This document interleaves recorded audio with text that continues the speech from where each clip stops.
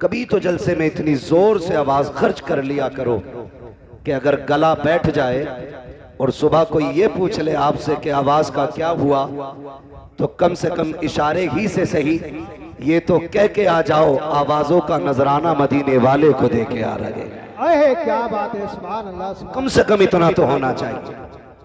लेकिन बड़े अफसोस के साथ मैं एक बात कहूं, कहीं ना कहीं आज जो हम दरूद पढ़ने में कंजूसी करते या सुस्ती बरतते हैं, इसके जिम्मेदार भी हम ही लोग हैं।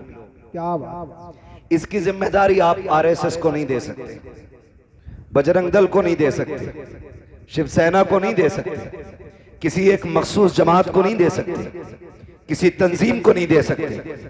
इसकी जिम्मेदारी मैं अगर दूंगा तो माँ बाप को दूंगा। बेशक, क्या बात। इसलिए कि बचपन से उन्होंने बच्चों को दुरूद का आदी नहीं बनाया। ये सबसे बड़ी कमी हमारी रही।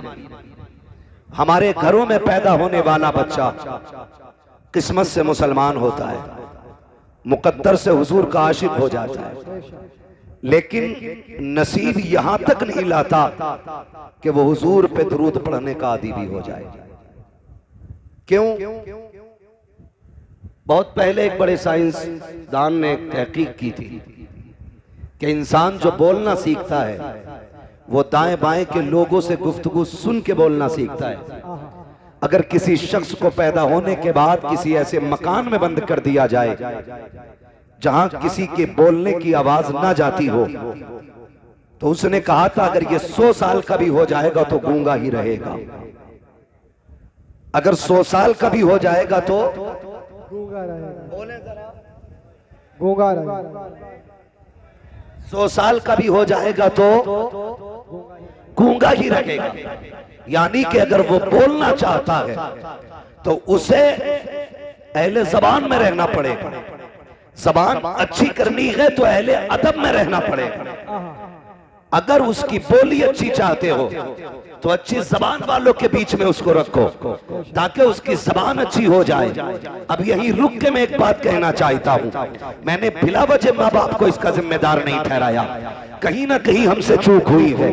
हमारे बच्चे घर में पैदा होने के बाद 5 के नोट को भी पसंद करने लग जाते हैं, 10 के नोट से भी प्यार उन्हें हो जाता है, 100 का नोट भी उन्हें प्यारा हो जाता है, क्योंकि वो माँ बाप को पैसे संभालते हुए देखते हैं। 1 रुपया अगर गिर जाए बाप तोड़ के उठाता है, बच्चा देख लेता है। 10 का नोट बच्चा फाड़ दे, बाप थप्पड़ लगा देता है, बच्चा महसूस कर लेता है कि 10 के नोट की अहमियत है, 10 के नोट की कीमत है। मुझे बताओ तो सही, आखिरी से दुरूद की कदर क्यों नहीं आई? इसे मुस्तफा पे सलाम की अहमियत क्यों नहीं आई? जब आका का नाम आया तो इसके सीने में तड़प पैदा क्यों नहीं हुई? क्यों नहीं उछला ये? क्यों नहीं आवाज निकली इसकी? क्योंकि ये जानता है मैंने बाप को पैसे से प्यार करते देखा है, लेकिन तन्हाई में दुरूद पढ़ते नहीं देखा। मैंने बाप को बिल्डिंग की इमारत की बुलंदियों पे नाज करते देखा है, लेकिन कभी दुरूद की कसरत की बात करते नहीं देखा है। जिन बच्चों के सामने अमीरों के तस्करे होते हैं वो अमीर बनने के ख्वाब देखते हैं, जिन बच्चों के सामने वलियों के तस्करे होते हैं वो मुत्तकी बन जाया करते हैं, जिन बच्चों के सामने नबी के तस्करे होते हैं खुदा की कसम वो अल्लाह वाले बन जाया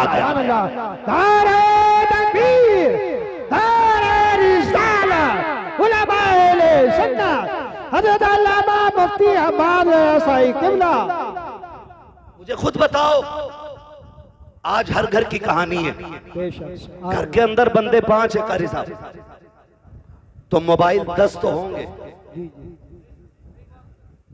9 नहीं होंगे। घर में बंदे 5 हैं मगर कुरान एक ही। ये कड़वी सच्चाई है, ये ठेके लिए बैठे हम कौम, और हमारी कौम को इतना पक्का यकीन है कि बिना हिसाब के जन्नत में जाएंगे। बिल्कुल ही डर नहीं, कोई खौफ ही नहीं है हमें। एक मर्तबा कब्र याद नहीं करते हम, और हमारी कब्र हमें 70 मर्तबा रोज याद करती है। रोजाना 70 मर्तबा कब्र आवाज देती है और कहती है होश कर, यहां पे तेरे लिए गद्दे नहीं लगे हैं, हाइलोजन और एसी नहीं लगी है, इंतजाम तू करके ला। मैं अंधेरे का घर हूं, मैं कीड़ों का घर हूं, मैं सांप बिच्छुओं का ठिकाना हूं। तैयारी करके आ। कब्र बता तैयारी कैसे करेगी? का बड़े अच्छे अच्छों के मैंने नशे उतार दिए हैं, बड़े अच्छे अच्छों के मैंने नशे ढीले कर दिए। जो ये समझते थे सामने किसी का कदम नहीं टिकता, मेरे अंदर आए हैं तो मैंने होश ठिकाने लगा दिए हैं। मेरे अंधेरे से बड़े बड़ों के पसीने छूट जाते हैं। तैयारी करके आ। बता क्या तैयारी करके लाए? कब्र कहती है सूरह यासीन की तिलावत का आदी हो जाओ, सूरह रहमान पढ़ने का आदी हो जाओ, कुरान की तिलावत लेके आ। मेरे अंदर तेरा दिल लग जाएगा। रातों को उठ के ताज्जुद पढ़ना शुरू कर दे, मेरे अंदर तेरे लिए आने से पहले उजाला कर दिया जाए। सुभान अल्लाह, सुभान अल्लाह। कितनों के पास ताज्जुद की तो दौलत है, अंदाजा लगाएं। हाथ नहीं उठवाऊंगा, मैं किसी का राज नहीं खुलवाना चाहता। जब रब बंदों का राज नहीं खोलता तो फिर बंदे को क्या हक पड़ा किसी बंदे के ऐप खोले? बंदों को बंदों की पर्दापोशी करनी चाहिए। लेकिन इतना जरूर कहूंगा, क्या तैयारी है हमारे पास? क्या तैयारी है? वो तो मुकद्दर के धनी हैं हम कि हुजूर की उम्मत में पैदा हो गए। क्या बात है, सुभान अल्लाह, बहुत अच्छा। हाँ, जहां तुम बेटों की विलादत पे 2 रकात पढ़ते हो, पैसे की कसरत पे 2 रकात पढ़ते हो, तेरा काम चल जाए तो 2 रकात पढ़ता है शुक्र की। एक बार ये सोच के भी 2 रकात पढ़ लिया करके रब ने तुझे हुजूर की उम्मत में पैदा कर दिया है। बेशक, आहा क्या बात है, सुभान अल्लाह। हुजूर की उम्मत में पैदा कर दिया गया है। वरना पहली उम्मतों के हालात पढ़ें, और पढ़ नहीं सकते तो मुफ्ती साहब से आके पूछें और कहें पहली उम्मतों के हालात क्या थे। कहेंगे किसी ने नाफरमानी की तो रब ने बंदर बना दिया, किसी ने रब के हदों को तोड़ा तो अल्लाह ने जमीन फाड़ के जमीन में बढ़ा दिया, अगर किसी ने रब की नाफरमानी की तो उन पे पत्थर बरसा दिए गए, कहीं जमीन के तबके पलट दिए गए। जिन्होंने नाफरमानियां की वो बख्श रखे नहीं गए जमीन पे। आज कौन सा जुर्म ऐसा है जो हमारी कौम के अंदर नहीं है? कौन सा गुनाह ऐसा है जो हम कर नहीं रहे हैं? लेकिन बात क्या है, पत्थर क्यों नहीं गिर रहे हैं, जमीन क्यों नहीं फट रही है, चेहरे बिगाड़ करके बंदर और सुअर क्यों नहीं बनाए जा रहे हैं? तो सुन, ये तेरा कमाल नहीं है, ये तेरे अमाल नहीं है, ये एहसान मदीने वाले का है। रब ने वादा लिया है, मा कान अल्लाहु लियुअज़्ज़िबहुम व अंत फ़ीहिम रसूला। महबूब सेकंड लगते मैं तो मिटा के रख देता, लेकिन तेरी इज्जत की कसम तेरे चेहरे को देख के मैं इनके गुनाहों को बख्श देता। बेशक, सुभान अल्लाह, सुभान अल्लाह, बहुत अच्छे। आज जो बचे हैं हुजूर की वजह से बचे, आज हुजूर की वजह से बचे। क्यों नहीं पढ़ाता बच्चे को दुरूद? क्यों नहीं सिखाते औलाद को हुजूर का प्यार?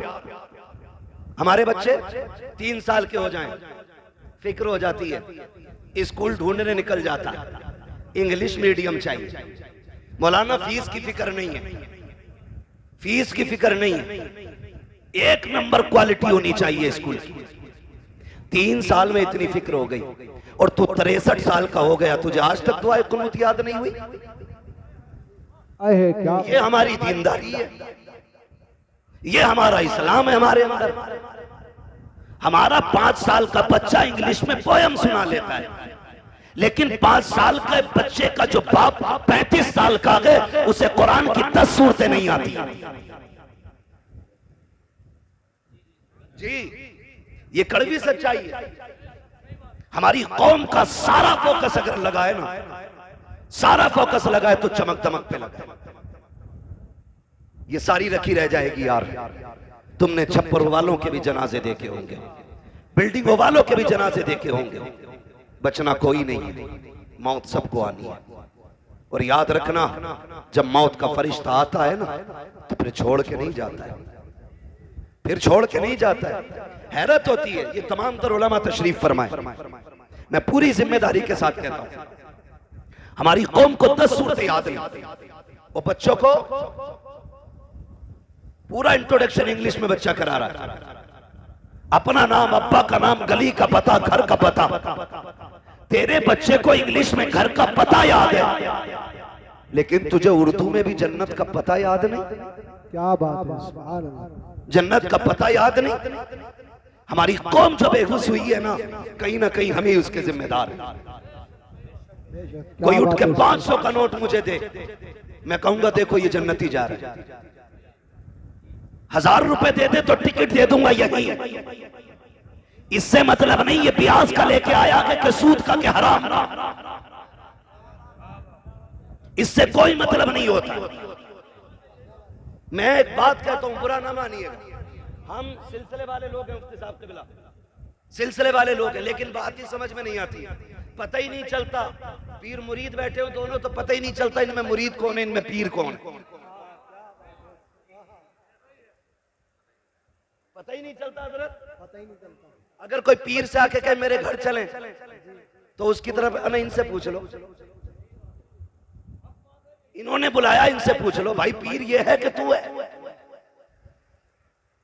मुरीद का मतलब ये होता है कि जो अपनी मर्जी को पीर की मर्जी पे खत्म कर दे, वो मुरीद होता है। और जब मुरीद अपने पीर को मर्जी से चलाए, वो रंगत में अशरफी रज़वी कादरी हो सकता है, लेकिन हकीकत में नहीं। यही वजह है कि जुड़ने के बाद भी सिलसिले से कोई फैज नहीं। क्या बात। मिसाल लंबी नहीं, करीब की बात करूं, करीब की बात करूं। हाथ कंगन को आरसी क्या, पढ़े लिखे को फारसी क्या। रामपुर आपके करीब है, हाफिज शाह जमालुल्लाह भी यहीं के, हाफिज शाह दरगाही भी यहीं के। लेकिन अगर पीरा मुरीदी का आप सिलसिला देखें, हाफिज शाह जमालुल्लाह, हाफिज शाह दरगाही दोनों साथ जंगल जाते और शिकार के लिए जाते। हाफिज शाह दरगाही का दिल थोड़ा नर्म था, जब हाफिज शाह जमालुल्लाह शिकार पर निशाना लगाते तो चुपके से जाके आप परिंदे को उड़ा दिया करते, उड़ा दिया करते। हजरत ने गौर किया कि जब निशाना लगाता हूं तभी क्यों उड़ता है, समझ गए इसमें दरगाही की चाल होगी। मोहब्बत से दरगैया कहते थे, दरगैया कह के आवाज देते थे। आगे बढ़े, परिंदा उड़ गया, आप फरमाते दरगैया का जी सरकार यही खड़ा रहे, ये कह के आप आगे गुजर गए, पलट के खानकाह में आ गए। 12 साल तक पलट के नहीं गए, 12 साल तक पलट के नहीं गए। 12 साल के बाद फिर उसी जगह पे पहुंचे और शिकार के लिए गए। अचानक कहते हैं यार मुझे यहाँ से दरगैया की खुशबू आ रही है, दरगैया की खुशबू आ रही है। जब इतना कहा दरगैया की खुशबू, लोगों ने निगाह डाली, कोई नजर नहीं आ रहा है।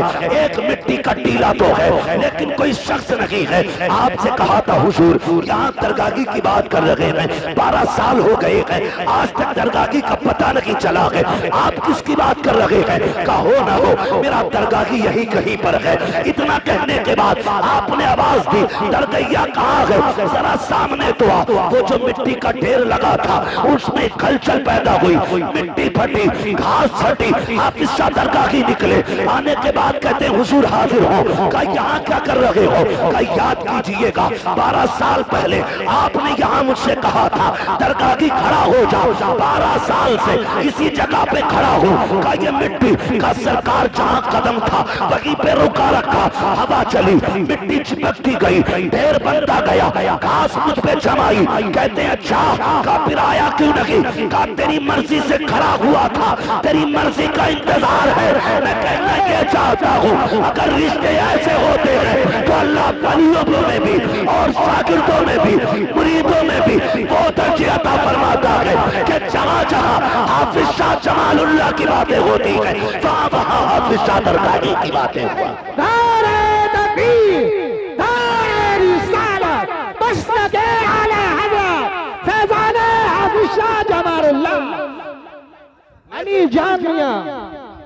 मैं तो एक बात कहता हूं आपसे और सीधी सी बात, अली जान रहमतुल्लाह तआला अलैह, इनके नाम पे तुम कितनी भगोने बनाओ, क्या बात है, सुभान अल्लाह। नतीजा उस वक्त तक कुछ नहीं निकलेगा जब तक एक एक चावल हलाल का नहीं होगा। क्या बात, सीधी सी बात, एक एक चावल हलाल का होना चाहिए। हराम से दुनिया लौटा दो, अल्लाह को तेरे खर्चे की कोई परवाह नहीं। अगर रब ने तुझे मजदूर बनाया, मेहनत करके शाम को आ, 100 रुपए कमा के ला, तू 95 नहीं 99 बच्चों पे खर्च कर, एक खुदा की राह में खर्च कर दे। खुदा की कसम अगर मुस्तती हजरात 50,000 खर्च करें और एक गरीब इंसान 1 रुपया खर्च करे, अल्लाह तेरे 1 रुपये को 50,000 से ज्यादा इज्जत अता फरमाए। सुभान अल्लाह, सुभान अल्लाह। 1 रुपये को 50,000 से ज्यादा इज्जत मिलेगी। लेकिन गलती तो हमें नहीं की ना। पीर साहब भी ये सोचते हैं कि अगर कह दिया तो मुरीद नाराज हो जाए, कह दिया तो मुरीद नाराज हो जाए। मुरीद ऐसे ही सालाना फसलाना फितराना है, ऐसे ही पीर है, आके सो जा तो बेगैरत उठता ही नहीं। 8-8 दिन मुरीद ने कमरे में बंद कर रखा। जी 8-8 दिन, 8-8 दिन कह रहा पीर साहब सब तुम्हारी दुआओं से चल लिया, जबकि पीर साहब खुद मुरीद के चंदे पे चल लिया।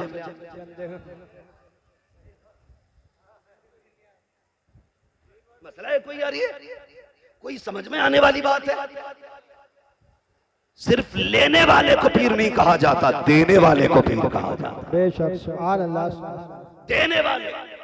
मुझे एक बात याद आ रही है, मेरे मुर्शिदे गिरामी सैयदी सरकार ताजुश शरिया अल्लामा अख्तर रजा खान अज़हरी मियां रहमतुल्लाहि तआला अलैह। पहली मिसाल तो ये दे दूं पीर कैसा होना चाहिए। मुंबई गए, मुंबई कयाम एक मुरीद के घर था, आप लेटे हुए थे, गेट के पास में हुजरा था, कमरा हजरत का आरामगाह। 2 बजे गेट बज गया, हजरत तभी लेटे थे, आवाज आहट आई, उठ गए। मुरीद से फरमाया देखो कौन है। वो बाहर निकला, कोई बेचारा जरूरतमंद था। उसने कहा मुझे सरकार से मिलना है। मैंने जो बात कही वो याद रखिए, कुछ मुरीद पीर को अपने बाप की बपोती समझते। जब कहा मुझे हजरत से मिलना, उसने कहा जाओ जाओ सुबह आना, जाओ जाओ। समझ रहे ना आप लोग क्या कहा? सुबह आना। सारे बोले कब आना है? अभी भी कुछ लोग कंजूसी कर रहे हैं, कब आना है? सुबह आना। सुबह आना। ये कह के उसने उसको धक्का दिया, आवाज कमरे तक जा रही थी। मन्नतों समाजत करता रहा कि सुबह मजदूरी के लिए जाना है, मंडी में जाके खड़ा भी होना है, बच्चों के लिए 4 पैसे कमा के लाने। मैं सुबह कहां लाइन में लगूंगा?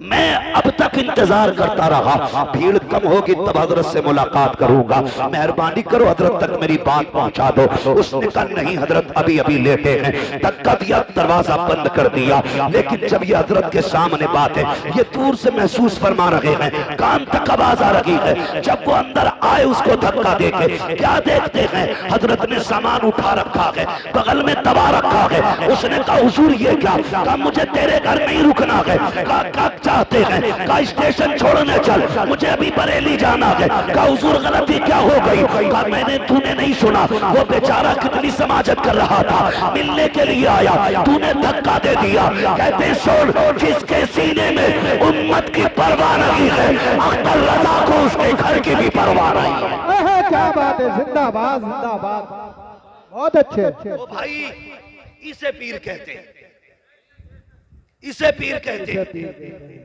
और अल्लाह माफ करे, अगर शहर का सबसे बड़ा स्मगलर, सबकी बात नहीं कर रहा हूं, जी सबकी बात नहीं कर रहा हूं, मैं चंद लुटिया डुबाने वाले पीरों की बात कर रहा हूं, जिन्होंने कौम की लुटिया डुबा रखी है।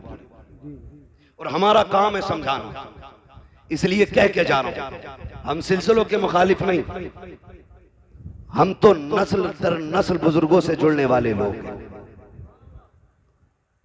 हम बुजुर्गों के दामन से वाबस्ता हैं, और यही जिम्मेदारी और कोशिश उलमा की रहती है कि अपनी कौम को अल्लाह वालों से जोड़ा जाए। बेशक सुभान अल्लाह। यही कोशिश रहती है सब। मैं अगर शहर में सबसे बड़ा स्मगलर है और पीर साहब से गहरे ताल्लुकात, तो एक बार भी हजरत ये नहीं कह सकते कि भाई ये काम बंद कर दे, क्योंकि वो रूठ जाएगा, वो रूठ जाएगा। इतनी हिम्मत नहीं है। मैं तो दावे के साथ कहता हूं, अगर हर पीर अपने मुरीद से गलत कामों को छोड़ने की सख्ती से ताकीद कर दे और ये कह दे तेरे घर का पानी तब पीऊंगा जब तू ब्याज लेना बंद कर देगा, जब तू रिश्वत का बाजार ठंडा कर देगा तब मैं तेरे घर पानी पीऊंगा, मेरा ईमान कहता है भले बच्चों को चटनी से पाले, अपने बच्चों को हराम के लुक़मे नहीं खिलाएगा वो बंदा। क्या बात है, सुभान अल्लाह सुभान अल्लाह। लेकिन इस पे सख्ती नहीं। बस मैं आपसे चंद बातें करना चाहता हूं, बहुत गौर से मेरी बात सुनिए।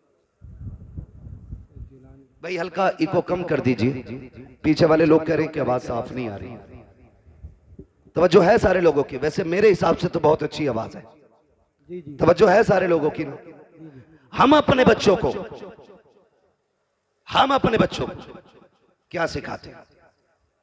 दौलत का भी एक नशा है जिसका खुमार शराब से ज्यादा होता है, ये याद रखना। दौलत का भी अपना नशा है, इसका खुमार शराब से ज्यादा होता है। अगर इसकी लत किसी को लग जाए ना तो फिर बेड़े गरक कर देती है, नस्लें फिर बचा नहीं करती, फिर बेड़े गरक हो जाया करते हैं। हम जानते हैं हमारे घर में बच्चा पैदा हो, हमें 3 साल से इंग्लिश मीडियम की फिक्र और पूरा घर उसकी नौकरी में लग जाता है। वक्त पे जूते, वक्त पे ड्रेस, वक्त पे किताबें, वक्त पे टिफिन, सारी चीजें तैयार होती हैं, सारी चीजें। उसके बावजूद भी अगर बच्चे की तरफ से कोई कमी हो जाती है तो माँ बाप उल्टे बच्चे से निहोरे करते हैं, उसी को राजी करने की कोशिश करते हैं। आपसे एक बात कहूं, हमारे बच्चे स्कूल जाते हैं कि नहीं? जाना चाहिए, मैं तालीम का मुखालिफ नहीं, पढ़ें और आगे बढ़ें। इस दौर में वो तरक्की करेगा जिसके हाथ में कलम होगा। क्या बात है, जिसके हाथ में कलम नहीं उसे भीख भी नहीं मिलनी है, क्योंकि अब तो भिखारी भी QR कोड लिए घूम रहे हैं। मिल गया रोड पे भाई 2 महीने का टूटा नहीं है, उसने जेब से निकाला, मशीन थी पूरी, बोलने वाली बटन दबा के बोला लो इस पे कर दो। मैं उसका मुंह देख रहा, मैंने भाई दिए जितने देने थे वो खटाक से उसकी मशीन बोली, इतने रुपए प्राप्त हुए। मैंने कहा फकीर भी इतने आगे बढ़ गए, मेरी कौम अभी कितनी पीछे पड़ी है। पढ़ें और आगे बढ़ें। भीख भी पढ़े लिखे लोगों को मिल रही है। लेकिन आपसे मैं एक बात कहूं, हम अपने बच्चों को स्कूल भेजते हैं, बोलो कै बजे उठ जाते हैं? कितने बजे उठ जाते हैं? माँ और बाप या माँ बहन ये तकरीबन 4 से 5 बजे तक बेदार हो जाते हैं। क्यों? बच्चे को स्कूल जाना है, इसलिए 4 बजे उठ जाते हैं माँ बाप। और 4 बजे उठने के बाद माँ नाश्ता टिफिन सारा तैयार करती है, बहन बस्ता तैयार करती है, बैग तैयार करने के बाद बच्चे को वक्त पे उठा करके स्कूल भेजा जाता है। जो माँ 4 बजे उठ करके अपने बच्चे को वक्त पे स्कूल भेज सकती है, वो अजान सुनने के बाद अपने बच्चे को मस्जिद क्यों नहीं भेज सकती? इसलिए 4 बजे उठ जाते हो कि अगर टाइम पे बच्चा नहीं गया तो टीचर नाराज हो जाएगा, इसलिए शहर में उठ जाया करो। अगर बच्चे को मस्जिद न भेजा खुदा नाराज हो जाएगा, असर में बच्चा नहीं गया खुदा नाराज हो जाएगा, मगरिब में बच्चा ना गया खुदा नाराज हो जाएगा, ईशा में बच्चा ना गया खुदा नाराज हो जाएगा। दावे के साथ कहता हूँ 5 वक्त 10 साल तक तुम बच्चे को मस्जिद भेजो, खुदा की कसम पूरा मुआशरा तुम्हें 5 वक्त मस्जिद में सजदे करते नजर आने लग जाए। ये माँ बाप की सबसे बड़ी गलती रही कि उन्होंने बच्चों को मस्जिद नहीं भेजा। अगली बात सुने, कितना अजीब दौर है। मोबाइल सब पे बड़े बड़े किसी पे जरूरत है, किसी पे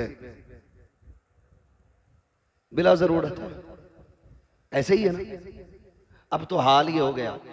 मैं कहता हूं कि हम वो खुशनसीब लोग थे कारी साहब जिन्हें मां की गोद मिल गई। हम रोते थे तो हमें मां गोद से लगाती, सीने से लगाती थी। आज बच्चा रोता है तो माएं सीने से नहीं लगाती, माएं सीने से नहीं लगाती।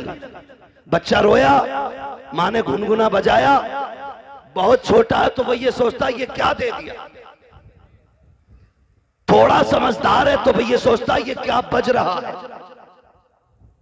और समझदार होता तो वो ये सोचता कैसे बज रहा है। ये फिक्र बच्चे की रहती।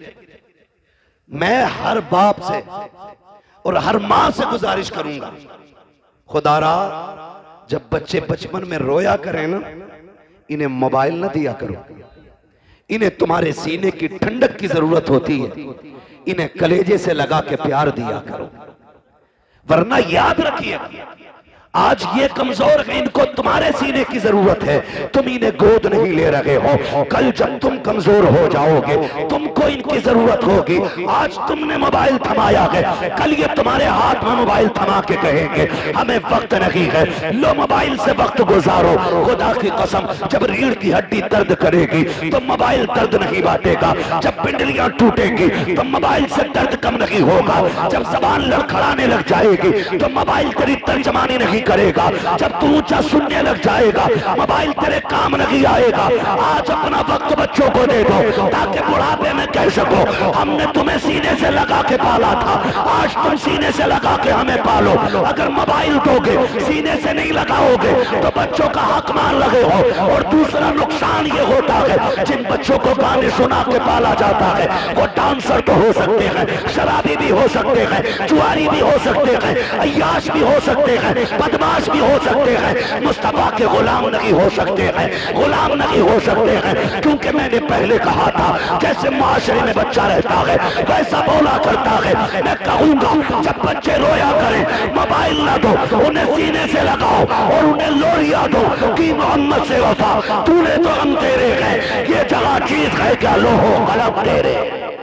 नारे तकबीर, नारे रिसालत, उलमाए अहले सुन्नत, मुफ्ती हम्माद रज़ा साहिब किबला और से अली जान मियां कॉन्फ्रेंस।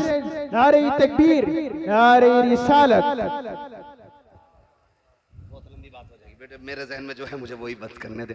अल्लाह जज़ाए खैर दे, फरमाइश ना करें मेरे भाई, मुझे चंद बातें जो जरूरी करनी है वो कर जाने दीजिए। अल्लाह आपको सलामत रखे, आपकी मोहब्बतों को सलामत रखे। तवज्जो है, चलूं आगे। नाराज हो गए आप लोग? जितने लोग नाराज हैं वो हाथ ना उठाएं और सारे कह दें या रसूल अल्लाह। अब भी लोग कशमकश में हैं, समझ नहीं पाए जुमला।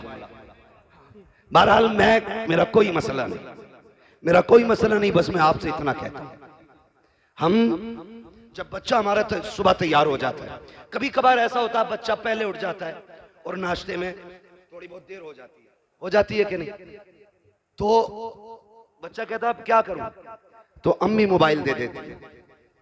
तो टेबल पे बैठ, ये चला गेम खेल, पबजी खेल, और कौन सा गेम चल रहा है, कौन डूब गई। स्टेशन पे अकेला शोर मचा रहा था, अकेला ही कह रहा मार मार मार। मैं डर गया, मैंने कहा मसला क्या है, देखा तो कान में लीड लगा के चीख रहा था। पागल हो गए हम लोग। ये जवानियां ये पबजी के लिए थी, ये रात को चौकों में बैठ करके 3-3 बजे तक मार मार की सदाएं लगाने के लिए थी। मैं पूछना चाहता हूं इस जवानी को बर्बाद क्यों कर रहे हैं? ये जवानियां बड़े काम की हैं। आज बच्चा 18 नहीं 25 साल का हो जाओ, अम्मा कहती मेरा तो मुन्ना ही है, अभी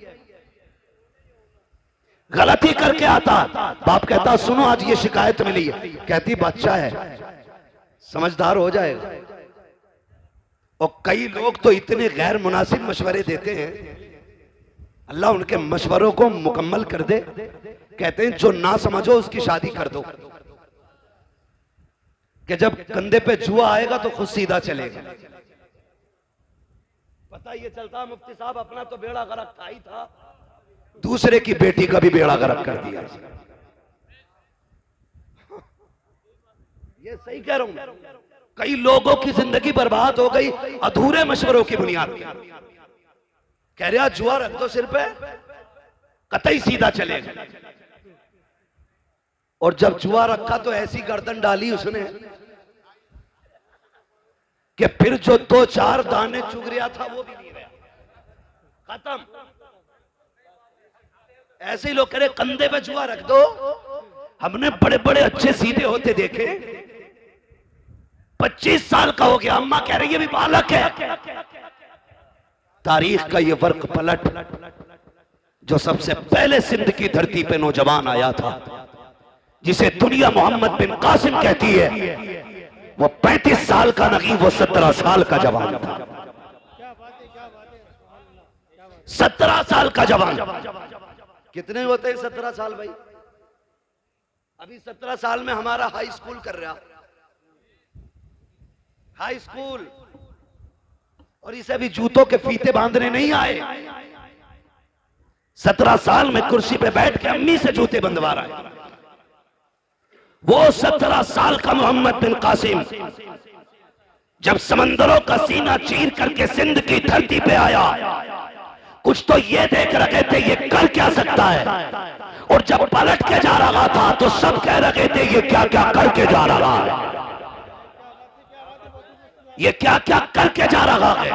और अभी 25 साल में कह रहे हैं हमारा लल्ला छोटा है, इसे आता ही क्या है। तेरा लल्ला 10 साल का नहीं 28 साल का हो गया है, इसे कुछ नहीं आता है। पूछ मोहम्मद बिन कासिम से 16-17 साल में रब ने कौन सी जहानत अता की थी, किस माशरे में रह के पले थे वो लोग। क्या पबजी का दौर था, मोबाइल का दौर था? नहीं, खुदा की कसम वो तलवारों की खनक का दौर था, वो ढालों की धमक का दौर था, वो जवानों के बाजुओं की ताकत का दौर था। आज एसी में रह के पलने वाला बच्चा कौन सा परचम लहराएगा? सिवाय पबजी के कुछ नहीं आता है। उनकी माँ ने दूध पिलाया था तो ये कह के पिलाया था कि जिंदगी भी नबी के लिए है, पूरी कायनात नबी के लिए है। आज हम शौक से पढ़ते हैं, शौक से सुनते हैं, ताज शरिया का कलाम है, ताज शरिया का कलाम है। क्यों भूल जाते हो उनका दिया हुआ सबक? कितनी प्यारी बात कही थी उन्होंने। कहा था जिंदगी ये नहीं है किसी के लिए, जिंदगी है नबी की, नबी के लिए।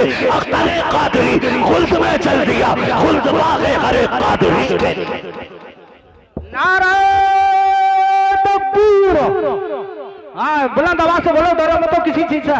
नारे तकबीर, नारे रिसालत, फैज़ाने आला हज़रत, मसलके आला हज़रत, फैज़ाने ताजो सरिया, मोहम्मद रसूल, मोहम्मद रसूल, स्वार की सरजमीन। नारे तकबीर, सुभान अल्लाह, सुभान अल्लाह। ईमान ताजा कर दिया।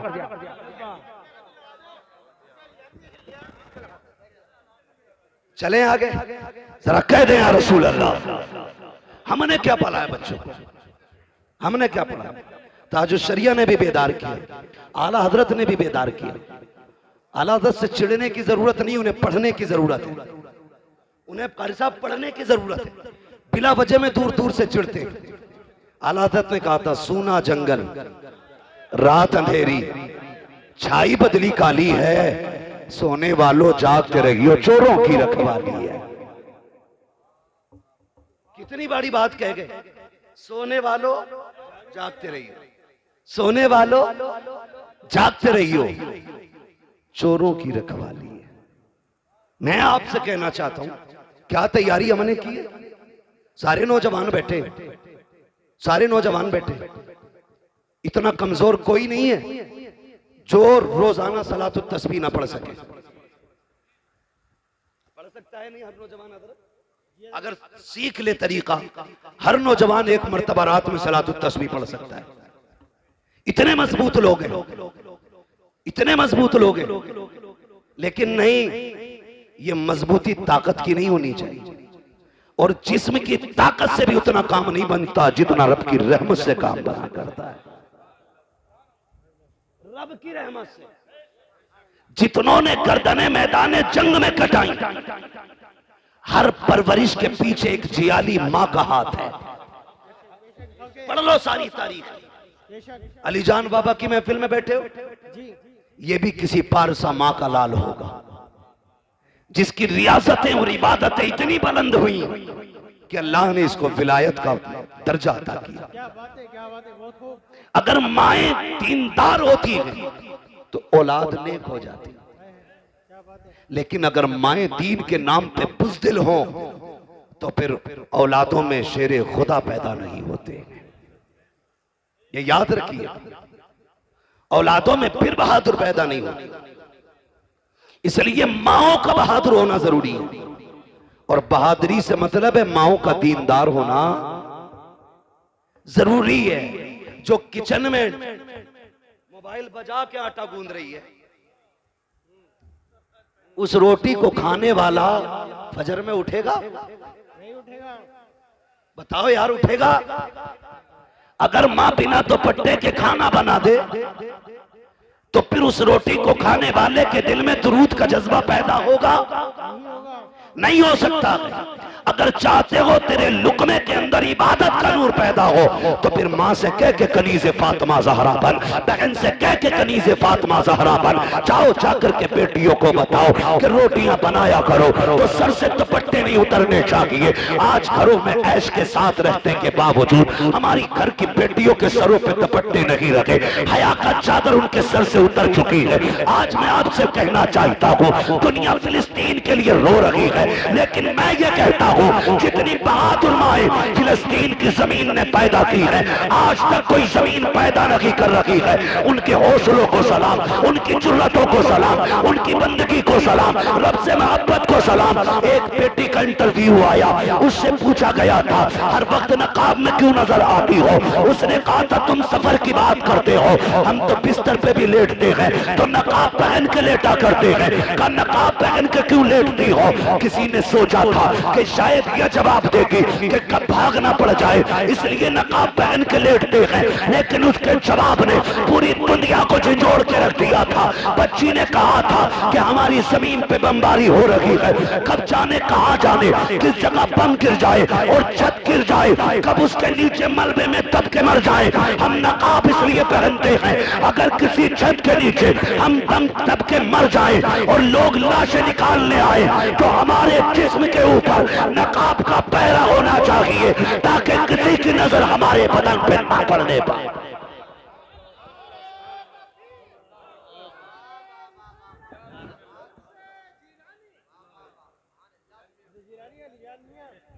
तवज्जो है ना आप लोगों की? खुदा की कसम, ये गैरत वाली माएं हैं तो फिर लाल भी कैसे गैरत वाले पैदा हो रहे हैं।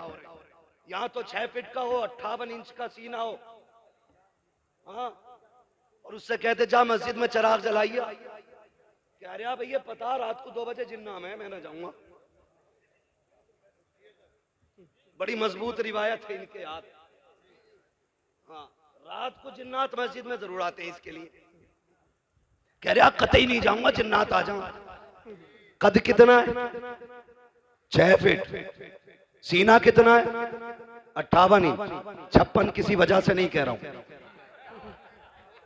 58 इंच सीना, कद 6 फीट, कद 6 फीट। अच्छा खासा लईम शहीन, चिराग जलाते तो कह रहा जिन्ना में। ये इसका नजरिया है। उन माओं के लालों को देखो, उम्रें 6 साल है, कद 1.5 फीट है, छोटे छोटे हाथ हैं, खा नहीं पा रहे हैं, बोनिया दूध की हाथों में है, हाथ में दूध का फीडर लेकर के बड़े बड़े बहादुरों के आगे AK-47 लिए दुश्मन सामने खड़े हैं। किसी के हाथ में बम है, किसी के हाथ में गन है, लेकिन उन माओं के लालों को सलाम करो।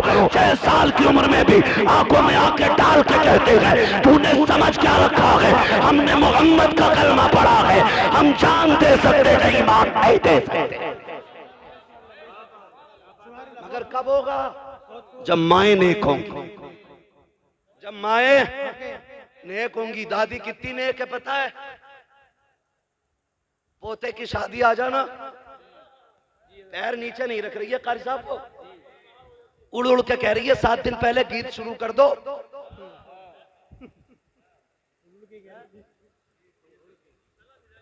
कह रही है गीत शुरू कर दो, कब करोगे? 7 दिन रह गए, मेरी अम्मा शादी में 7 दिन है और तेरी मौत का एक लम्हा भी बाकी नहीं है। ये तो पता है कि बारात 7 दिन बाद जाएगी, लेकिन अगली सांस की गारंटी नौजवानों है गारंटी? सारे बोले है गारंटी? नहीं गारंटी ना।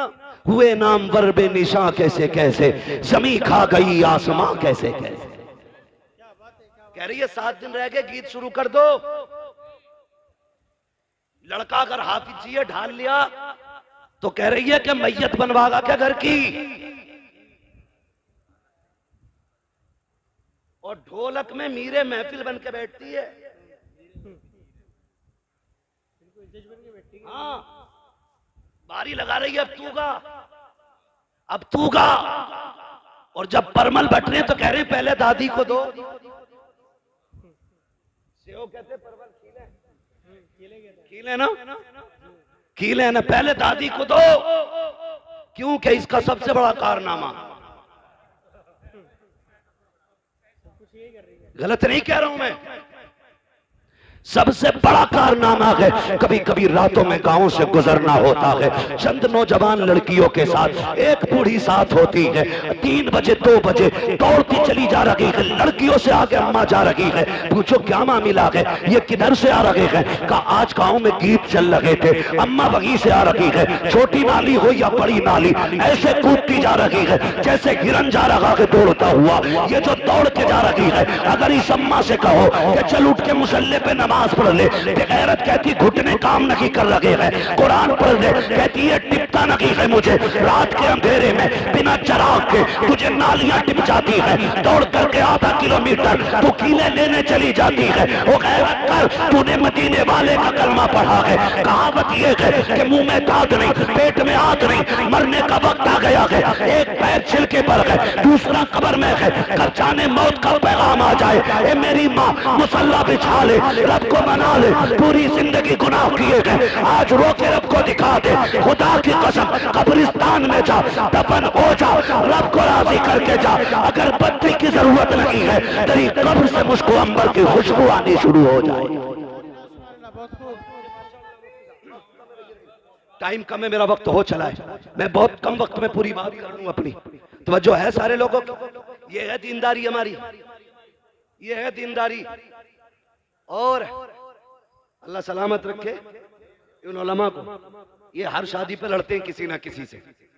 कभी मेहर को लेकर लड़ जाते हैं, कभी निकाह पढ़ाने के पैसे को लेकर लड़ जाते हैं।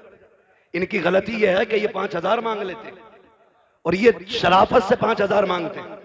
हमारी कौम उसे देती है 50,000 जो नंगा हो के ढोलक बजाने आता है। बुरा मत मानिएगा, ये कड़वी सच्चाई है। डीजे वाले को 20 दे देंगे, अगर पैसे वाला तो कह रहा तो नाचने वाली भी लाना। महफिल में रंग आना चाहिए, रंग। इतनी लठियां चलेंगी मरने के बाद कि सारे रंग तेरे कब्र में नजर आएंगे। मैं देखो जी, मुझे चापलूसी नहीं आती है, मैं तुम्हें झूठी सच्ची बातें कह के और राजी करके नहीं जा रहा हूं। मैं आईना को दिखाऊंगा दाग चेहरे के, जिसे खराब लगे सामने से हट जाए। हाँ, सीधी सी बात है। वो भाई तो करते क्या, दे दबा दब ढोल बज रहा, दे दबा दब रुक तोड़ी रहा डीजे। पहले देखो हो क्या गया, पानी बिल्कुल मर गया, गैरत का बचा ही नहीं। आंखों के हया का पानी खत्म हो गया। पहले जब बेटियां रुखसत होती थी ना, ये सफेद बालों वाले लोग ना मेरी बात की तस्दीक करेंगे अगर याद रहा होगा इन्हें तो, वरना इस जमाने ने क्या क्या भुला दिया है। जब बेटियां रुखसत होती थी 8 दिन पहले बाप रोना शुरू कर देता था। 3 दिन से मां खाना नहीं खाती थी, भाइयों की आंखें सुर्ख रहती थी रोते रोते। बाप कभी खेत में बैठ के रो रहा है, कभी बैठक बंद करके रो रहा है, कभी रात के सन्नाटे में मुंह पे कपड़ा डाल के रो रहा है। कोई कहता था क्यों रो रहा है, कहता था जिसे 22 साल सीने से लगा के पाला, आज वो बेटी जाने वाली है। जो मुझे आते जाते टोका करती थी, आज मेरी लगते जिगर जाने वाली है। यार मैं इसलिए रो रहा हूं, कल मेरी बेटी चली जाएगी, 1000 मेहमान होंगे, आंगन खाली नजर आएगा। उसके बगैर घर उजड़ा उजड़ा नजर आएगा। ये सोचकर बाप 8 दिन से रोया करता था।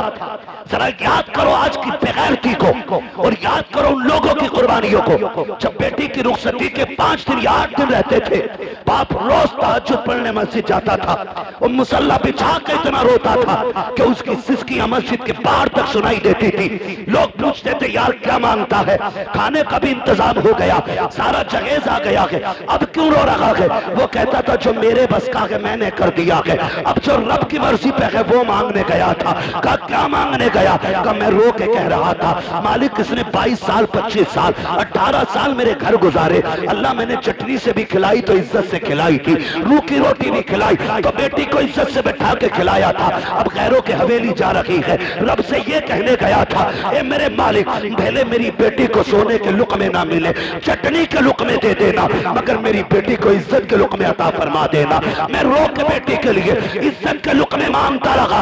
आज मैं पूछना चाहता हूँ कल बेटी रुखसत होने वाली होती है और बेगैरत भाई डीजे बजाता है, जश्न मनाता है, क्यों गैरत मर चुकी है, बगैर रुखसत हो रही है, या मुसीबत को सर से डाल रहे हो इसलिए जश्न मना रहे हो। यही वजह है कि बहनों के घर भी बर्बाद रहते हैं और उनके मैके भी बर्बाद रहते हैं। अगर ये चाहते हो कि बहन बेटियों के मैकों में आबादी रखे तो गाने ना बजा, डीजे ना बजा, मुसल्ले बिछा, रो के दिखा, रब को आवाज दे। खुदा की कसम जिसने दुनिया बनाई है वो तेरी बेटी के मुकद्दर को फिर से बना भी सकता है। सवार शर्म आनी चाहिए हमारी। फिलिस्तीन में बम गिरते रहे, मेरी कौम डीजे पे नाचती रही, बच्चों के हाथ पैर कटते रहे, मेरी कौम डीजे पे नाचती रही। कौन सा मुंह दिखाएंगे हम हुजूर को? मुझे भी तो बताओ ना।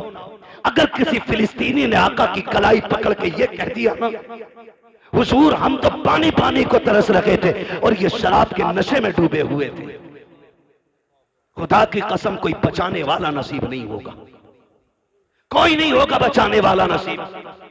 वो फिलिस्तीन का भूखा बच्चा जिसको एक रोटी मिली और न जाने कितने दिन के बाद मिली थी, वो रोटी को देख के इतना खुश हो रहा था छोटा सा बच्चा कि लोग 10 लाख की फ्री मिलने वाली गड्डी को देख के इतना खुश नहीं होंगे। किस कमाल की उसकी भूख थी कि वो एक रोटी के लिए इतना उछल उछल के मुस्कुरा रहा था, हंस रहा था, कभी चूमता था कभी सीने से लगाता था। क्या भूख थी उसकी। अब मुझे रुक के जरा बताओ, फिलिस्तीन के लोग तो एक एक रोटी को तरस जाएं, एक एक घूंट पानी को तरस जाएं और मेरी कौम बरातों में जाकर के गैर के फ्री के खाने को डोंगों के डोंगे टेबल के नीचे फेंके। कौन से मुंह से हुजूर का सामना करोगे? किस मुंह से कब्र में जाके आका से कहोगे कि प्यास लगी है या शफाअत चाहिए? ओ भाई याद रखो मेरे इमाम ने कहा था आज ले उनकी पनाह, आज मदद मांग उनसे, कल न मानेंगे कयामत में आकर मान गया। बहुत खूब माशाल्लाह सुभान अल्लाह। भाई अगर अल्लाह ने दिया है तो शुक्र अदा करो, और शुक्र का मतलब यह है कि 1 रुपया, 1 रोटी, 1 लुकमा चावल का 1 दाना भी जाये न करना, जाये मत करना। खिला दो किसी भूखे को, दे दो किसी जरूरतमंद को। हालात हमारी कौम के बहुत ज्यादा बिगड़ते जा रहे। 8-8 दिन डीजे बजा करके फिर अपनी कौम में शोहरत लिखवाना चाहते हैं हम लोग। मेरा तो सीधा सा सवाल है, कारी साहब अगर किसी से ये कहा जाए ना डीजे क्यों बजाया था, कह रहा लड़के नहीं माने। अब्बा कह रहा कि लड़के नहीं माने, क्यों? कब कह रहे थे शादी एक ही बार हो अब्बा, शादी के 3 बार चांसेस और भी हैं, है ना? एक वक्त में 4 निकाह बंदा कर सकता है, लेकिन जिंदगी एक ही बार मिलनी है। अगर तुझे लग रहा है शादी एक बार हो रही है तो मौत भी एक ही बार आनी है।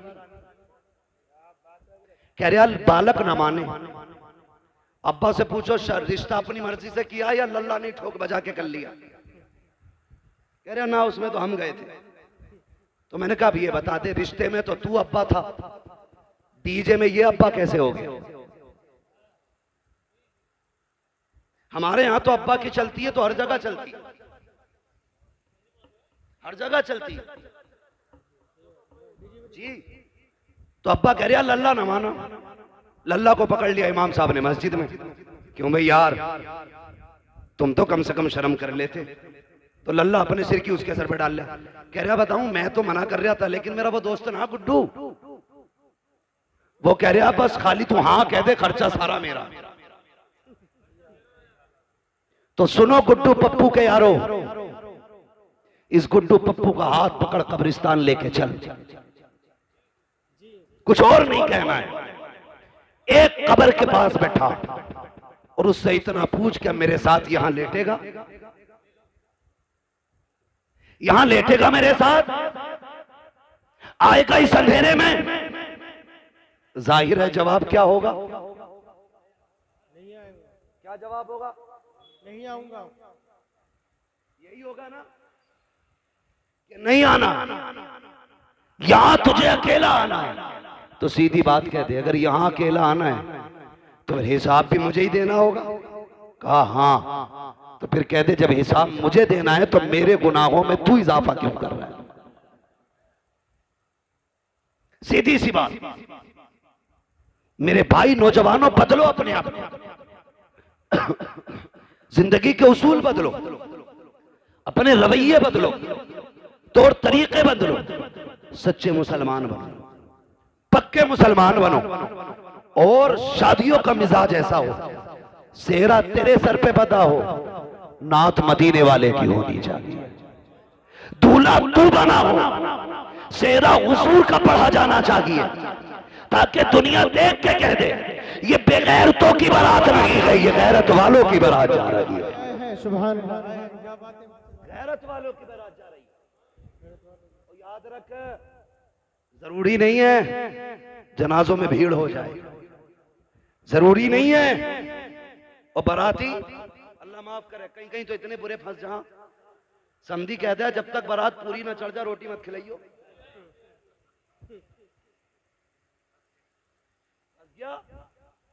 40 किलोमीटर चल के गया था बाइक से, अब वहां दूल्हा के साथ फैलना है, तो पैर ऐसे उठ रहे हैं कि इधर एक उधर, गिरते पड़ते दूल्हा के साथ टहलना। घूम लिया और जब निकाह का टाइम आया तो 5 लोग बचे। कितने? 5 लोग बोल सकते हैं कि नहीं? कितने? 5 बाकी कौन? 5 बहनोई, अब्बा, ये भी दोनों मजबूर हैं, वरना ये भी निकल लेते। और 2 दोस्त, एक जनाब खुद। और कौम की हालत देखो, कहने को हम बहुत पक्के मुसलमान हैं, और जब दूल्हा को कलमा पढ़ाओ ना तो करवट वाला कह रहा है ला इलाहा ला इलाहा ला इलाहा, कह रहा ला इलाहा, तो इसे ला इलाहा कहने में मुसीबत आ रही है। इल्लल्लाह पे जाके इसकी सांसें टूटती है। करवट वाला कह रहा इल्लल्लाह, आरे मार रहा हो, किसी को भी कह रहा है इल्लल्लाह, वो भी रूठ जाता। और कई तो बैठे इसलिए रहते हैं कि यार इसे तरह इमाम साहब के साथ कलमे कहलवा देंगे वरना फंस जाएगा। हमारी कौम को कलमे तक याद नहीं है, और तीजे में मस्जिद में पहुंच जाए तो चनों के ढेर। जी हक बात है। तबाह तब गिरा रहा, जरा सी देर में चने खत्म। ओ भाई, मुसलमान बनो, मुसलमान, किरदार अच्छे करो, अखलाक अच्छे करो, अखलाक, हुजूर के दिए हुए पैगामात याद रखो। तारीख में बहुत बड़ा नाम सलाहुद्दीन अय्यूबी का है। कौन सलाहुद्दीन अय्यूबी? ये वो है कि जब बैतुल मुकद्दस मुल्क शाम में काफिरों का कब्जा हुआ और मुसलमानों का कत्लेआम किया गया, 70,000 एक दिन में मुसलमान काटे गए। सड़कों पे खून का आलम यह था कि घोड़ों के पैर फिसल लगे थे चलते हुए। इतना खून फिलिस्तीन में बहा था मुसलमानों का। उसी दिन से इस जवान ने अकेले खड़े होकर कहत किया था, आज जो 70,000 काटे गए हैं, जब तक इनका बदला ना ले लिया जाएगा उस वक्त तक चैन से नहीं बैठना। और तारीख गवाह के अकेला उठा, रब ने मदद की, फिर इसने फलस्तीन के दरवाजे पे जाकर बैतुल मुकद्दस के दरवाजे को खटखटाया। पादरी खड़े हो गए आगे आके। आज सलाहुद्दीन अय्यूबी फातेह बन के खड़ा है,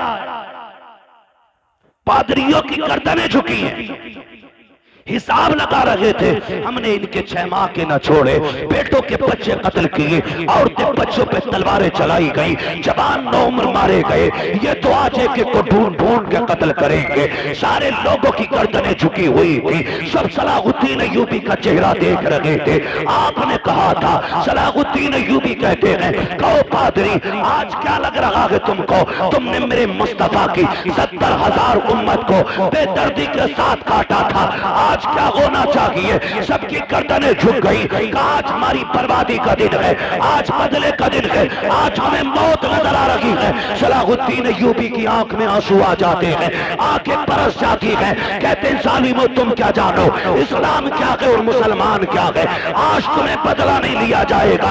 आज मैं वो करूंगा जो फतह मक्का के दिन मेरे नबी ने दुश्मनों के साथ किया था। कहा क्या करोगे? उन्होंने बेटी के कातिल को माफ किया था, मैं बैतुल मुकद्दस के कातिलों को माफ कर रहा हूं। तारीख गवाह है, खुदा की कसम। जैसी सलाहुद्दीन अय्यूबी ने इतना कहा कि मैं फतेह मक्का की तारीख दोहराऊंगा, मेरे नबी ने कहा था अंतुम मुत्तलका, आज सब आजाद हो जाओ। मैं भी कहता हूं आज तुम सब आजाद हो। जैसे इतनी बात कही ना, तुम सब आजाद हो, तो चीखें निकल गई लोगों की। पादरियां कदमों में आ गए, घुटनों के बल तो पड़े थे, खड़े होकर के कहते हैं सिर्फ रहने की इजाजत की बात नहीं है, सिर्फ कब्जे की बात नहीं है। सलाहुद्दीन हाथ बढ़ाइए, कलमा पढ़ाइए। कहा क्यों? कहा समझ गए हैं अगर एक सलाहुद्दीन अय्यूबी का किरदार ऐसा है तो मदीने वाले मुस्तफा का किरदार कैसा रहा हो। सुभान अल्लाह, क्या बात है भाई, क्या बात है। उसमें भी फरमाने मुस्तफा पे अमल सलाहुद्दीन अय्यूबी का देखे, तन्हा उठे, चंद लोगों के साथ उठे, फिर फौज बन गई। मैं अकेला ही चला था जानिबे मंजिल, मगर लोग साथ आते गए और कारवां बनता गया। ये कंडीशन हुई। उसमें भी एक कबीला, एक मोहल्ला ऐसा था जो इस्लाम नहीं लाया। सलाहुद्दीन अय्यूबी से जंग हुई, जंग के बाद फातेह बन के बैठा है सलाहुद्दीन अय्यूबी। क्या बन के? आज तो मिंबर या जीत जाए ना, कह रहा देखूं ऐसे गली वाले। यही बात है भाई, कोई बैठा हो तो बुरा ना मान, ये पूरे हिंदुस्तान की कंडीशन। कह रहा बस जीतन दो। मेरी पतंग थी, इसने इमली का स्टिकर लगाया, देख लूंगा इसे, जबकि 5 साल के लिए बना। तो इतना गुरूर है, इतना घमंड है। सलाहुद्दीन अय्यूबी जिसने बैतुल मुकद्दस फतह किया, जिसने बैतुल मुकद्दस पे ला इलाहा इल्लल्लाह का परचम लहराया, वो एक कबीले पे हमला करता है। यानी कि हमला अपनी तरफ से नहीं, उस कबीले की फौज आई, आमने सामने टकराव हुआ। जब फातेह हुए सलाहुद्दीन अय्यूबी, एक खातून दौड़ती हुई आई, उसने कहा सलाहुद्दीन तू तो फातेह है ना, तूने कब्जा किया हमारी बस्ती पे। कहा क्या बात है? कहा मेरे 4 बच्चे, इस जंग की भागम भाग में ना मेरे बच्चे गायब हो गए। अपनी फौज से कह के ढूंढ के लाए। इतना सुना, जुब्बा संभाला, साफा अमामा सर पे रखा, तलवार लटकाई, घोड़े पे बैठने लगे। खातून ने कहा तू किधर चला? कहने लगे मां तेरे बच्चे ढूंढ के लाने। औरत मुसलमान नहीं थी, कलमा पढ़ने वाली नहीं थी। कहा मां तेरे बच्चे ढूंढ के लाने। ये कह के घोड़े को निकाला, चले गए। सुबह से शाम हो गई, बस्तियां छान डाली, गलियां छान डाली, चलते चलते थक जाते हैं, जंगलों को छान डाला, एक दरख्त के नीचे पहुंचे। शाम के वक्त में 4 बच्चों को सहमे हुए पाया, डरे बच्चों को लिया, अपनी सवारी पे बैठाया, अपने खेमे में आए, माँ बैठी हुई थी। कहा माँ बता यही तेरे बच्चे है कि नहीं? उसने कहा सलाहुद्दीन ये तो बता दे तू खुद क्यों गया था? कहा मेरे नबी का फरमान मुझे याद है कि अगर जंग भी हो तो उसूल याद रहने चाहिए, बीमारों पे हमला नहीं करना है, कमजोरों को नहीं मारना है, निहत्तों पे तलवार नहीं उठानी है, बच्चों और औरतों को नहीं मारना है। कहा माँ जब तू मेरी रियाया में आ गई अब तेरी जिम्मेदारी मेरे सर आ गई थी। इतना सुना औरत कदमों में कहने लगी सलाहुद्दीन अब अपना बना ले, कलमा पढ़ा दे, जिसका फरमान इतना मीठा है उसका अपना किरदार कितना प्यारा रहा हो। सुभान अल्लाह, सुभान अल्लाह। वो अंधेरा ही भला था कि कदम राह पे थे, रोशनी लाई है मंजिल से बहुत दूर हमें। नौजवानों आज भी हम अल्लाह के वली हो सकते हैं, लेकिन शर्त यह कि किसी ने इमाम गजाली से कहा था दुआएं कब मकबूल होती हैं, तो आपने 2 बातें कही थी, इन दोनों बातों को याद रखना और पल्ले बांध लेना। बता दूं इमाम गजाली से किसी ने कहा दुआ कब और कैसे मकबूल होती है? फरमाने लगे 2 काम कर लो दुआएं कबूल होने लग जाएंगी। कहा क्या? कहने लगे जब भी बोलना सच बोलना और जब भी खाना हलाल खाना, झूठ छोड़ दो, हराम खाना छोड़ दो, फिर हाथ उठने में देर होगी अल्लाह कबूलियत में देर नहीं फरमाएगा। करेंगे इंशाअल्लाह ऐसा, हलाल रोजी खाएंगे इंशाअल्लाह। ऐसा बंदा जो सूद ब्याज या हराम का बिजनेस करके रोटी खिला रहा है उसके दरवाजे का पानी भी मत पीना, पानी भी मत पीना। कारी साहब दमिश्क की जामा मस्जिद के दरवाजे पे एक छोटा सा बच्चा जूतियां नमाजियों की साइड करता था, आधे जूते इधर कर देता था, आधे जूते इधर कर देता था। एक दिन जब लोगों ने उसको रोका और पूछा ये क्या करता है, ये क्या करता है? आधी जूती इधर कर देता, आधी इधर कर देता है। उसने कहा मैं बांट देता हूं। छोटा बच्चा था 8-9 साल का। कहा क्या बांट देता है? उसने कहा मैं नेक लोगों के जूते अलग कर देता हूं, गुनाहगारों के जूते अलग कर देता हूं। उम्र कितनी? 8-9 साल उम्र का बच्चा, समझ कितनी? जूते देख के बता देता है कि ये जन्नती का जूता है या जहन्नमी का जूता है। जी बिल्कुल। जूते अलग का क्या करता है? का मैं जूते बांट देता हूं। किधर? का जो ये दाहिनी तरफ होते हैं ये जन्नतियों के जूते होते हैं, और जो बाईं तरफ होते ये गुनाहगारों के जूते होते। लोग कहने लगे इसमें इतनी समझ कहां से आ गई? एक शख्स खड़ा था, कहा आज की रात इसे मेरा मेहमान बना दो, आज की रात इसे मेरा।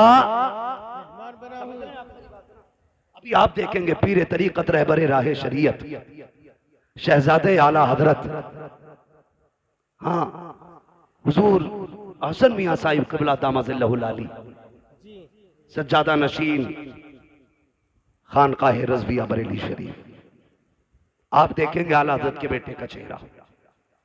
मैं भी कभी कभी देखता हूं तो सोचता हूं, मैं सोचता हूं अगर नस्लों में इतना हुस्न है तो आला हजरत पे कितना हुस्न रहा होगा।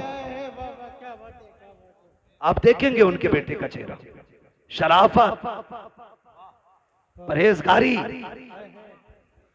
दीनदारी, हक्कानियत सारी देखने को मिलेंगी भी आप। और जब वो आ जाए ना उस वक्त मुझे कहना ना पड़े, पहले बतौर मशवरा कह दे रहा हूं आपसे, जो किसी से मुरीद ना हो ना आला हजरत के बेटे के हाथ में हाथ दे देना। आला हजरत के बेटे के हाथ में हाथ दे देना, क्योंकि आला हजरत ने कहा था तुझसे दर, दर से सग, सग से मुझको निस्बत, मेरी गर्दन में भी है दूर का डोरा तेरा, मेरी गर्दन में भी है दूर का और जब ये डोरा होना है तो फिर इस निशानी के जो सग हैं नहीं मारे जाते। हश्र तक मेरे गले में रहे पट्टा तेरा, हश्र तक मेरे गले में रहे पट्टा तेरा।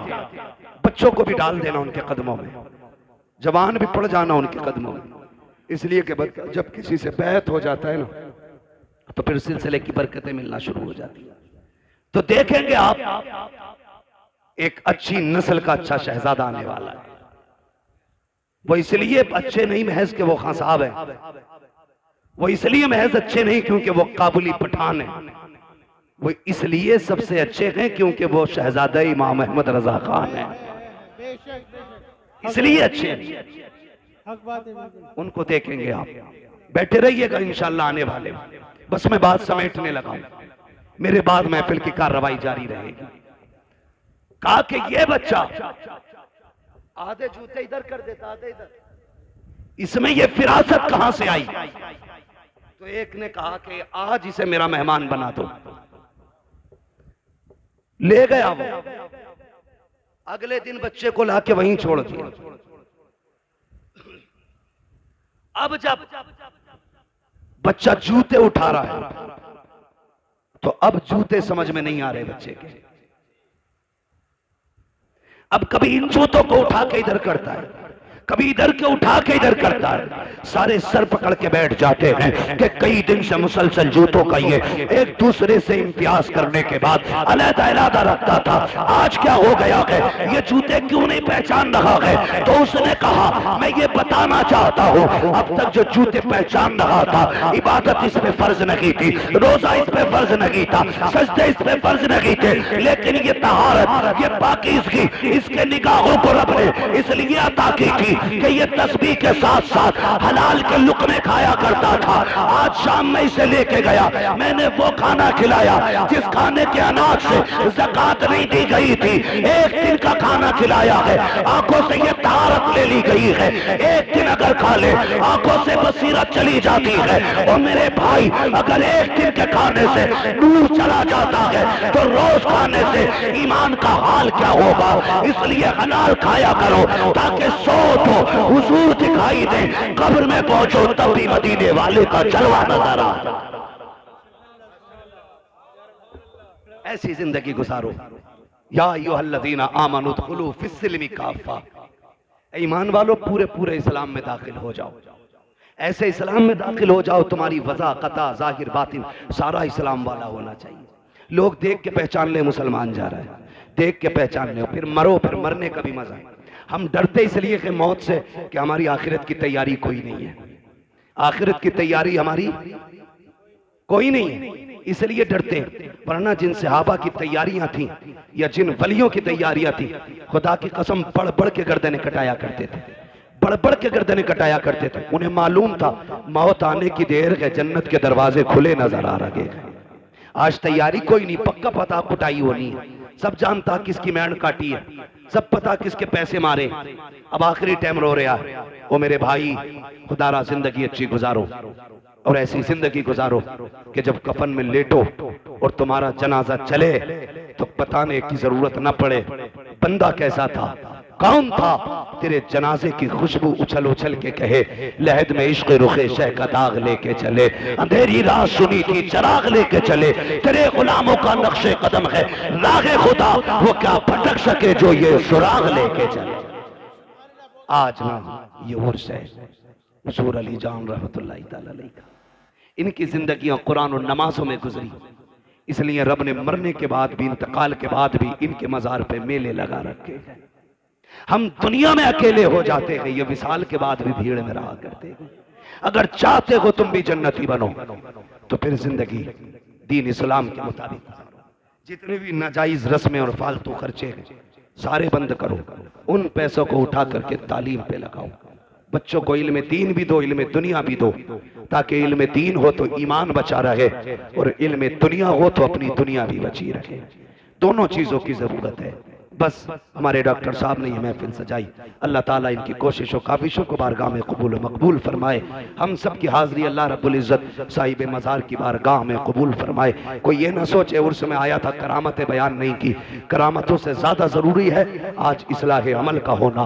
अगर अमल नेक हो जाएंगे, अमल अच्छे हो जाएंगे तो करामतें तुम्हारे वजूद में पैदा हो जाएंगी। आप अगर नेक हो जाओगे तो करामतें सुनने नहीं, करामतें दिखाने लग जाओगे।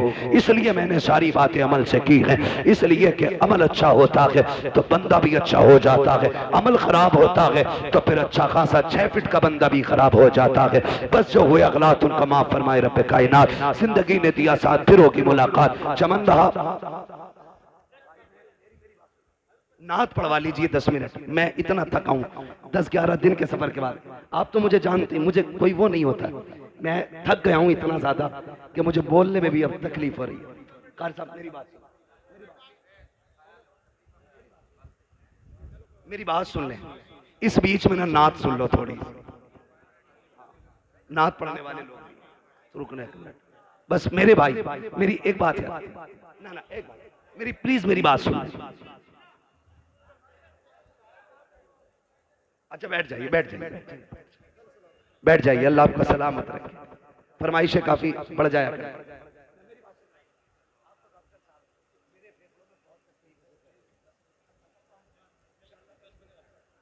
मैं बस फरमाइश नौजवानों की शजरा सुन पढ़ दिया जाए, ठीक है। इंशाल्लाह अगर वक्त बचेगा उसके बाद अदद के आने में ना तो फिर नात खानी भी हो जानी है। किसी का मौका लग जाएगा, बहुत सारे उलमा बैठे हैं, ठीक है। इंशाल्लाह किसी ना किसी से फिर हुजूर के 2-4 नात के शेर सुन लेंगे। अभी तंग ना करें जरा, सारे कह दें या रसूल अल्लाह। देखिए अभी आप इतने इसरार से शजरे को कह रहे थे और सुनने के लिए ऐसा लग रहा है कि आप सो रहे हैं। अगर वाकई सुनना चाहते हैं तो सारे जरा बोले सुभान अल्लाह। ये आगे वाले लोग जो है ना जिम्मेदारी थोड़ी समझा करें। हाँ, डिस्प्ले अच्छी होती है तो माल अच्छा लगता है, और डिस्प्ले खराब हो ना तो फिर कंपनियां ही भाग जाती हैं। तो जो सामने बैठे ज्यादा जिम्मेदारी आपकी, और अल्लाह का शुक्र है सारे ही जवान बैठे। और अगर माँ ने इस नियत से दूध पिलाया है ना कि बेटे जिंदगी हुजूर के लिए है, तो फिर कोई बंदा खामोश नहीं रहेगा। जब मैं हाथ का इशारा करूं तो आपको क्या बोलना है?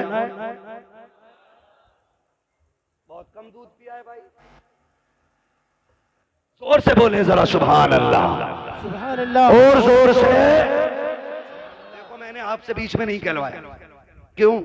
हालांकि अच्छी बात है, कहते रहो, नेकी मिलती है। मैंने इसलिए भी नहीं कहलवाया कि मुझे गैरत आती है सुभान अल्लाह कहने के लिए भी प्रेशर डाला जाए। अल्लाह की तस्बीह हर बंदे को बयान करनी चाहिए। पत्थर, कंकर, कीड़े मकोड़े सारे बयान करते, हम क्यों नहीं करते? करनी चाहिए कि नहीं? तस्बीह बयान करते रहना चाहिए। जरा बोल दें सुभान अल्लाह। अब एक बात सुन ले, जब मेरा हाथ उठेगा ना, मैं पहले बता दूं इसलिए कहलवा रहा हूं अब आपसे, क्योंकि जब मैं थक जाऊंगा, लंबी सांस लेनी होगी, तब मैं आपको हाथ का इशारा करूंगा। आप सुभान अल्लाह कहोगे, उसी सुभान अल्लाह की भीड़ में मुझे सांस लेने का मौका मिल जाएगा। सच्ची बात है।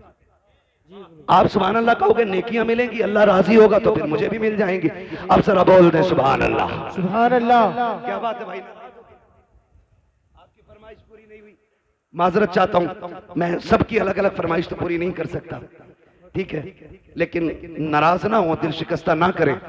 अल्लाह चाहेगा कभी फिर मुलाकात होगी, वक्त मिल जाए तो फिर कर लिया जाएगा। जरा सारे बोल दे सुभान अल्लाह। सुभान अल्लाह। आदम के बेटे शीश, बीच वाले लोग ना ये मेरी जमात के भी लग रहे हैं कुछ लोग, ठीक है जी। और जो कैमरा लगा के बैठे हैं, आप भी हुजूर के आशिक हैं, आप भी सुभान अल्लाह कह सकते हैं जी, है ना? आप भी सुभान अल्लाह कह सकते हैं, सबको नेकियां मिलती हैं। बोले जरा सारे सुभान अल्लाह। आदम के बेटे शीश, शीश के बेटे यानस, यानस के बेटे कैनान, कैनान के बेटे महलाइल, महलाइल के बेटे ब्यारत, ब्यारत के बेटे इदरीस, इदरीस के बेटे मुतवश्शिक, मुतवश्शिक के बेटे लबकने के नाम, लबकने के नाम के बेटे नूह, नूह के बेटे शाम, शाम के बेटे जुल्हाल, जुल्हाल के बेटे शाले, शाले के बेटे आबिर, आबिर के बेटे दाता, दादा के बेटे रावा, रावा के बेटे सारू, सारू के बेटे नाखुन, नाखुन के बेटे तारिक, तारिक के बेटे इब्राहिम खलीलुल्लाह, इब्राहिम खलीलुल्लाह के बेटे इस्माइल ज़बीहुल्लाह। इस्माइल सबीहुल्लाह के बेटे केदार, केदार के बेटे वाम, वाम के बेटे अमल, अमल के बेटे साबित, साबित के बेटे सलमान, सलमान के बेटे रईसा, रईसा के बेटे इलियासा, इलियासा के बेटे उदो के बेटे हवा, हवा के बेटे अदनान, अदनान के बेटे मोहित, मोहित के बेटे नदार, नदार के बेटे मुदर, मुदर के बेटे इलियास, इलियास के बेटे मुदरिका, मुदरिका के बेटे खतीमा, खतीमा के बेटे किनाना, किनाना के बेटे नजर, नजर के बेटे मालिक, मालिक के बेटे फार, फार के बेटे गालिब, गालिब के बेटे लुई, लुई के बेटे काब, काब के बेटे मुर्रा, मुर्रा के बेटे किलाब, किलाब के बेटे कोसई, कोसई के बेटे अब्दे मनाफ, अब्दे मनाफ के बेटे हाशिम है, हाशिम के बेटे अब्दुल मुत्तलिब है, अब्दुल मुत्तलिब के बेटे अब्दुल्लाह है, अब्दुल्लाह के बेटे मुहम्मदुर रसूलुल्लाह।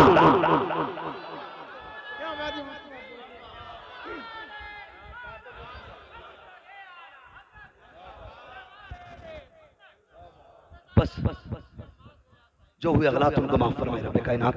जिंदगी ने दिया साथ, फिर होगी मुलाकात, चमन रहा फूल खिलेंगे, जिंदगी रही फिर मिलेंगे, मुसाफिर हम भी मुसाफिर हो तुम भी, किसी मोड़ पर फिर मुलाकात होगी। फकीरान आए सदा कर चले, सदा खुश रहो ये दुआ कर चले। सारे लोग कलमा शरीफ पढ़ लीजिए, ला इलाहा। वादा करें कि 10-15 मिनट बैठ के हमें आला हज़रत के बेटे का इंतजार करना है। उनका इंतजार इसलिए भी करेंगे क्योंकि उनके जद्दे अमजद ने कहा था, एक मेरा ही रहमत में दावा नहीं, शाह की सारी उम्मत पे लाखों सलाम। और हम हर सलाम में पढ़ते हैं, डाल दी कल्ब में अजमत मुस्तफा सैयदी आला हजरत पे। ये मैं समझता हूं कि ये लोग इतनी आसानी से आते नहीं है। हमारे डॉक्टर साहब के मामलात बड़े गहरे हैं और सवार के लोगों से गालिबन हजरत बहुत ज्यादा मोहब्बत भी करते हैं, इसलिए हजरत अक्सर यहाँ आते जाते रहते हैं। कोई हमें अगर इतनी इज्जत दे रहा है तो फिर हमें उसकी दिल से इज्जत करनी चाहिए, उसकी दिल से इज्जत करनी चाहिए। ऐसा ना हो हजरत आए और आप उठ के चले जाएं। कोई बात नहीं, अगर आज आधा घंटा लेट जाग लेंगे, सो लेंगे तो क्या हो गया, यही सोच लेंगे रात का आधा घंटा हमने आला हजरत के बेटों के नाम किया था। उन्होंने जिंदगी उम्मत के नाम की है, हम उनके बेटों के लिए कम से कम आधा घंटे के लिए तो रुक सकते हैं ना।